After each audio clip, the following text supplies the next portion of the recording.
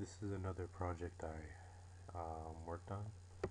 I noticed that when I was going to school in another country, they didn't have a proper agenda. That's right, not all countries have the same things, and when I was in Poland, they didn't have student agendas. Consequently, I made one myself so I could print it out because a lot of students were looking to buy one, and the cheapest ones were like $30, which was ridiculous, but they did have a print shop that made pretty good bindings. So basically I used Adobe InDesign to design this. However, at first look it looks like just cut and paste, but it wasn't. I got the agenda done in 3 hours, and considering it's 300 and something pages, that's quite a feat, right? So you might be wondering how I did this. So I noticed that there were similarities between each of that and every page.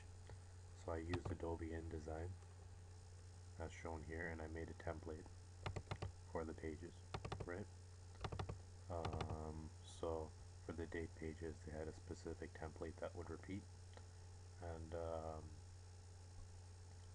and for the pages that didn't have repeating things, it was a fresh slate. However, for the date pages, as you can see, there is no actual date put in. So what I did is that I wrote a script for Adobe InDesign. I called it Write Weeks.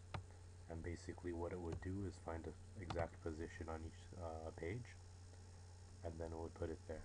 And then by doing that, I just copy and pasted the page. I told it how many times to run, and it would copy and paste the template as many times as I wanted.